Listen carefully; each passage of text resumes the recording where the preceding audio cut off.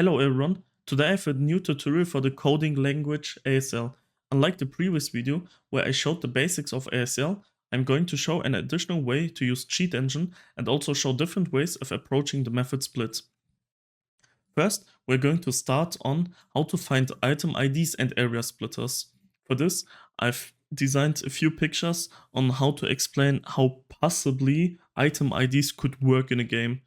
Most of the games I've worked on use this method, and it's just like a possible way on how it works, but it doesn't have to be that it's exactly this.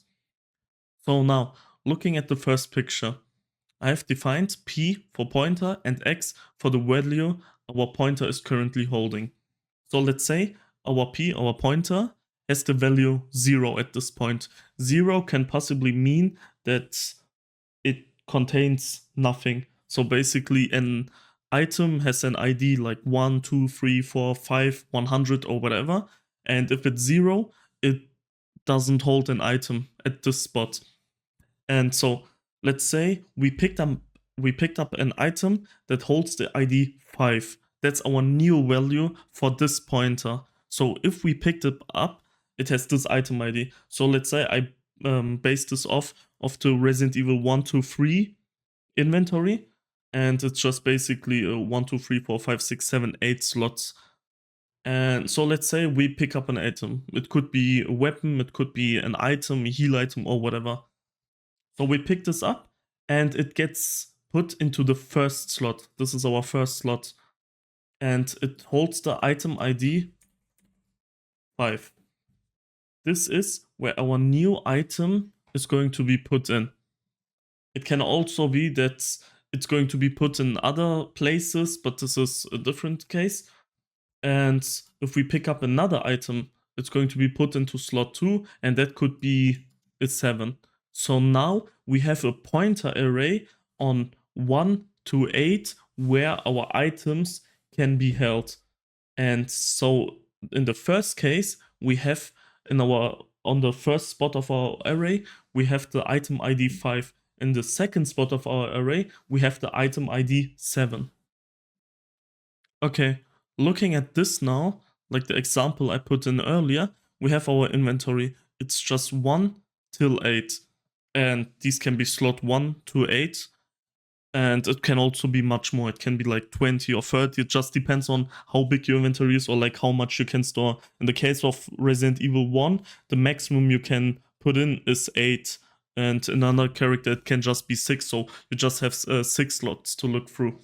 And so, for example, you just have your base address, and then you have your first offset. Your first offset is going to be the first slot, as an example. And then you have the possibility to just iterate through everything. So you just have your 0x0, and that's the first slot. And then you're going to iterate to the next position, which could be 4. And then in that case, you're going to be at slot 2. And in these slots, you're gonna hold an ID. It can be 0, so this could mean that nothing is in that inventory slot, but you can also have an ID inside, like the 5 I said earlier, and then this pointer holds the ID 5. It doesn't mean that the slot has to hold the ID 5, it can also hold the ID 8 or 7 or 100 or whatever.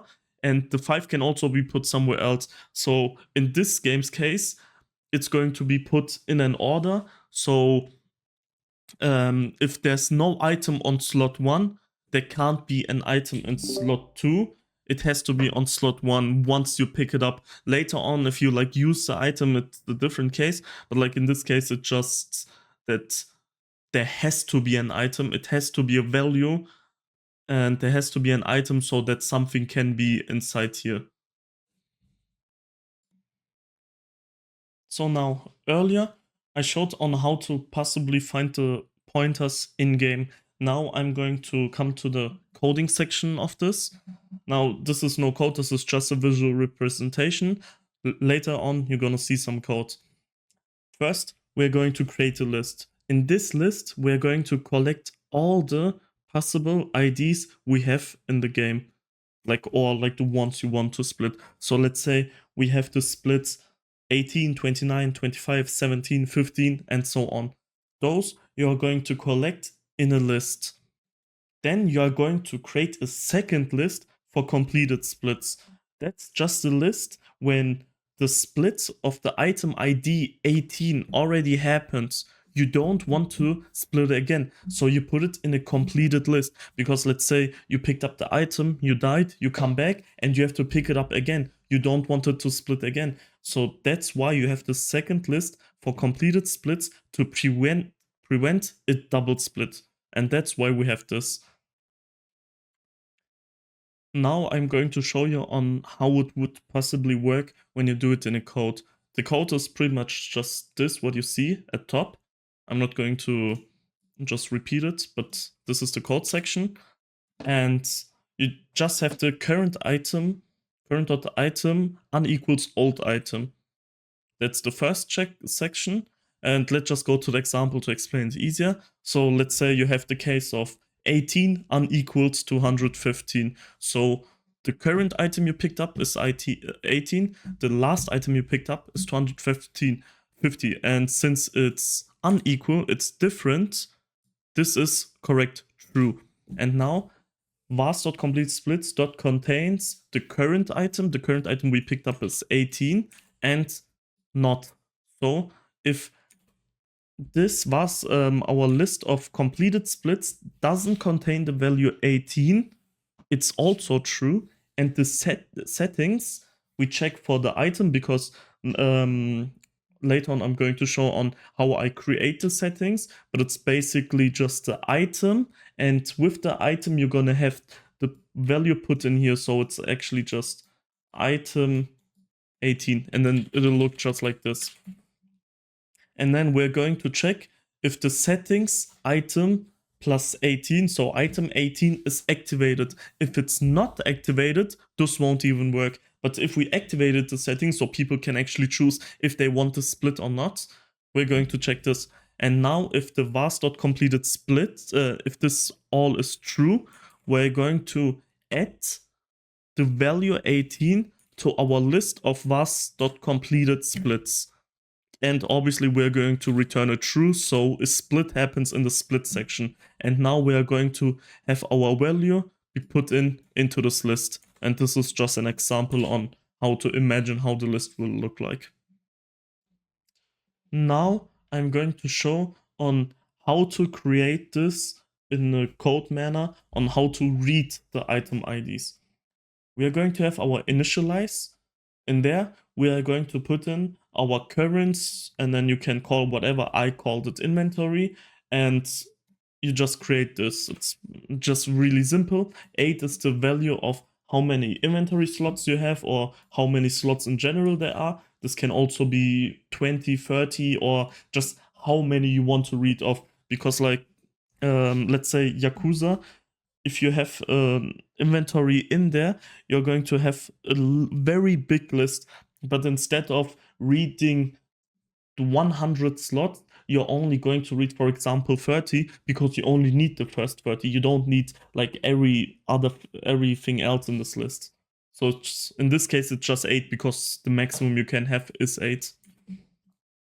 In the update section, we're going to initialize the pointer itself, and we're going to iterate through it with a for loop on how many inventory slots there are, and we're going to read them through. So just a for loop, and we're going to check if I is smaller than 8, so it's basically 0 till 7, and that's 8 slots.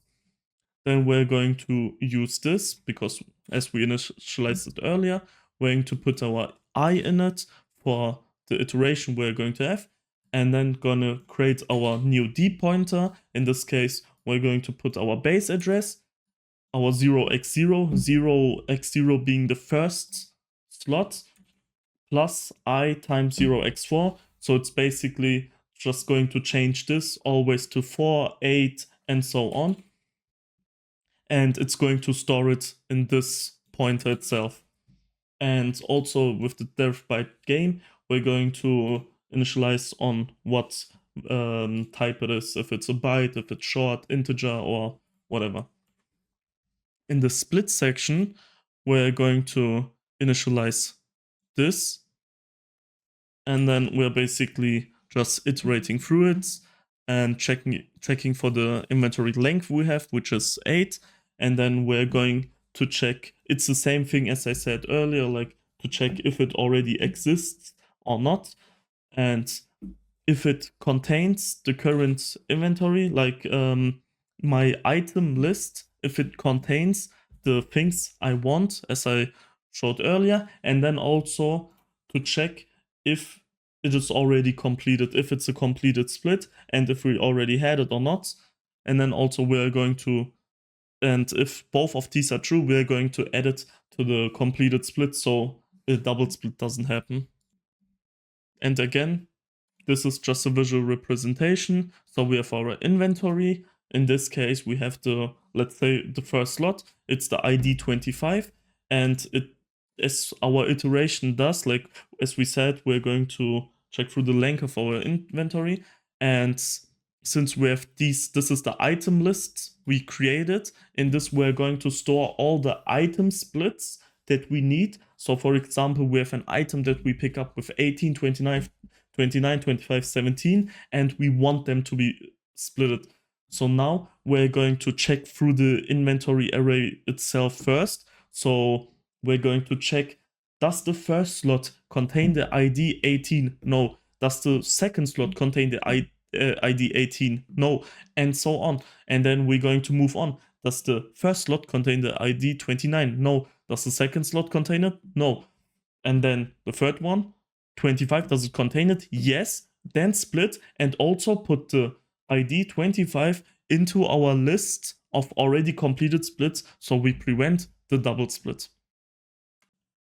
Alright, now that we have learned on how to find these things, I'm also going to use the same game as I had mentioned earlier. First, we're going to connect our process, which is Resident Evil 1 in this case. And what we're going to try is find the item IDs. Now I'm going to be in a scenery where I can easily access items by just going to the crate and constantly removing and adding items to a certain slot. In my case, I'm going to use the first slot, and in there we already have an item. Now we can start by using 4 bytes as an example and search for an unknown initial value. If there's a way somehow you can track item IDs online, like if there's, I don't know, community or whatever that tells you what the actual item IDs in-game are, you can just use them and maybe it brings you to the correct track. But now let's assume we don't have them. We're going to do it by just constantly searching for changed, unchanged value and so on. So now we're going to do our first scan and we have 21 million results. Now we're going to remove this item, going to put it in here. Now there's a different item in the first slot. Therefore, we're going to do a changed value.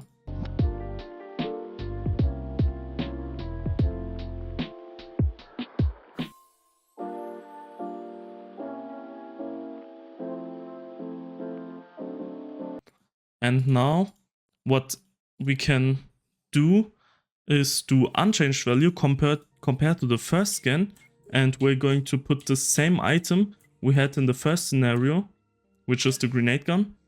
And now we're going to do an unchanged scan, and now we're down to 346 results. Okay, I just redid something there.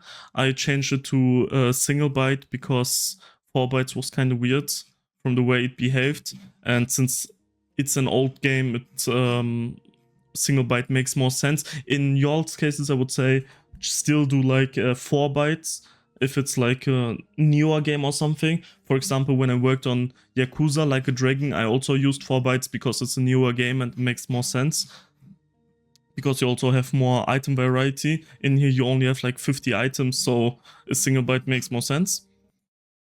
And now, once again, we can just like repeat this process constantly, and eventually we're going to have some results over here. Just repeat it. Okay, and then we also have like a lot of things in here. We can just like, now if we remove this, we could, for example, look for a 0, because most of the cases, if it's empty, it's just going to be a 0 instead. And then like we can just put something back in here again. And then we can see a lot of still stay at 0, which is obviously wrong. It has to be something over 0. And if I look at these values, depending on the items, because there's like only 60 items, everything over 100 doesn't make sense in my scenario. Obviously, they can also be just like totally random item IDs, which exists, but in this game's case, it's just like you can narrow it down to just a single pointer in the end. In my case, it's this pointer, which is, yeah, this one. And I know it for a fact because I also know the item ID and such. But like, we could just repeat this process until we have only one result left, but I want to do it faster. But you get the general idea on how it works. Now this is the pointer we have. And now you can iterate through this pointer, because this is the item. It's the item ID arrays, like the inventory is just a whole array where the things are stored in. And this is the first slot we are looking at right now. And if we want to look at the other things, for example, the second slot, it could be 4 higher. But it could also be just 2 higher. Like, there's the possibility. So now we have to, like, there's so many things. For example, if this had an offset, you would just go by the final offset and such. And here we're just going to put another item, and this actually changed. If we look at 18, it's still at 0, so we can assume that the third slot is actually 18. So this would be 16, so the second slot is 16, so it's just iterating by 2. And now it's basically just 14, 16, 18, and so on. Now that we have our pointer, we obviously want to implement it into our code. So now let's open our ASL. And I already did the normal things in here. And we're going to start with certain things that are important. We are not going to put it into our state because we're iterating through the pointer. And for that, we have to do it in our update. And in there, we're going to create a for loop. And as we all know how a for loop works. And in my scenario, since we only have 8 slots, it obviously only makes sense to iterate through 8 slots. And since 0 to 7 is 8, we're just going to do smaller than 8. And this just goes up. And now this is just a standard procedure. And before, we have to create something in our initialize. And that's our int array, which is going to be 8 slots in our scenario as we want. Obviously, if you have more, you can do more. But we only have 8. It's the total maximum we can ever have. And now we're going to put, like, we're going to create the pointers and just add them into this array of our current.inventory. You can name it anything you want. I named it this. And then it's just the array we have. Oops. And then we're going to create a new deep pointer, and then the pointer we have, which is basically just this. So we're going to do 0x point, the base address, and then plus, now this important part. So we're going to properly iterate through it, which is just plus I times 0x2. So it's going to, for each loop it goes through, it's going to add an additional 2. So the first one it's going to start with, because the first I is 0, and therefore it's only going to be 0x2, so it won't add anything. So it's this is the first one it's going to create. Then once it hits 1, it's going to do plus 2, and then I times 2, which can also be like 2 times 2, basically will be 4, so it will be 4 plus 4, and so on. And then we're going to, the type we're going to be using, which is byte in our scenario, and then game. And now we come to the interesting part in the split section. You're going to address your pointer once again. And I'm not really sure if this is actually a necessary part. I never tried a different way, but I just add it and use it in this way. And now there's multiple ways how you can do it. I preferably collect all the item IDs I need for a speedrun, and then I'm going to create them into a list. So we could somewhat call this list, I don't know, so since we have different scenarios, we're going to call it drill key items, and it's only the important items you're going to pick up, and then it's going to be a new list. And in there, you're going to collect your item IDs. So I'm going to use certain examples, since we have the 7, which is the grenade launcher, and the magazine over here. We're going to add the 7, 11, and the 2. So in here, we're going to add 2, 7, and the 11. And also, we're going to add the vars.completed splits equals new list. Oops. I will explain why we need this shortly. And also, since this is like a list we want to clear after every run, we're going to add this one.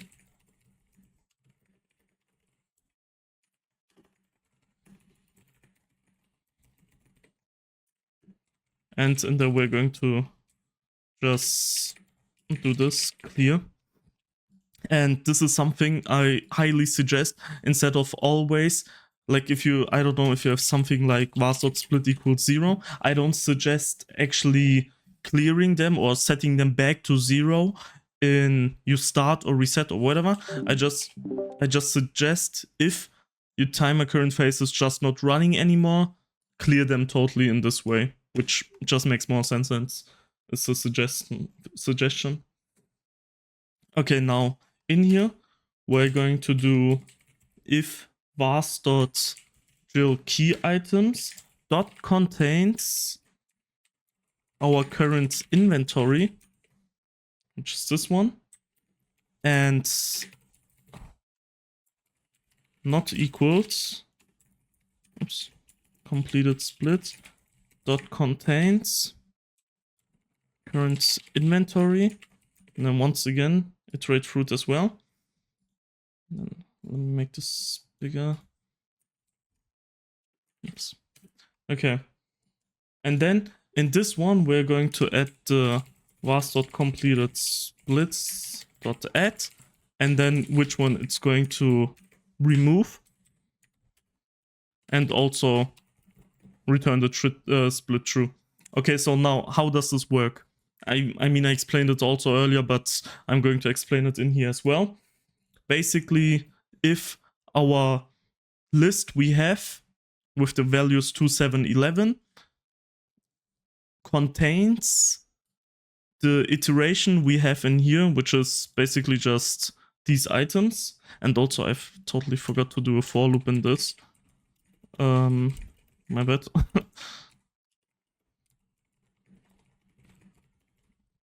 Okay, plus plus.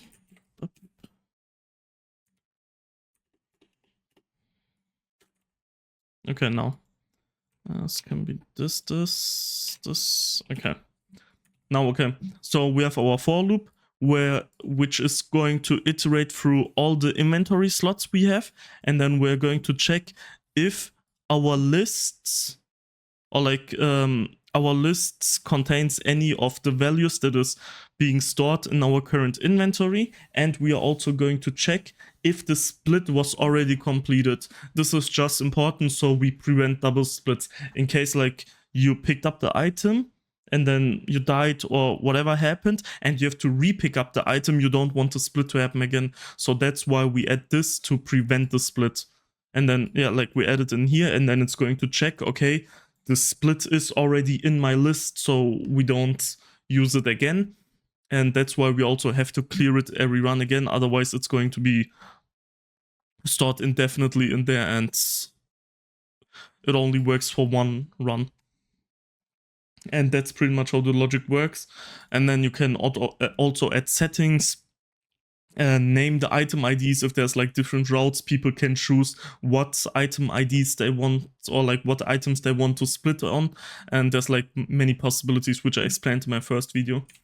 And now we're going to test this real quick.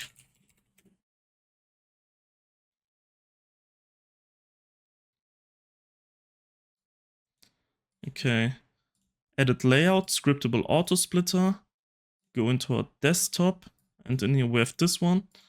Okay, so let's remove these items real quick. Okay, let's start the splitter.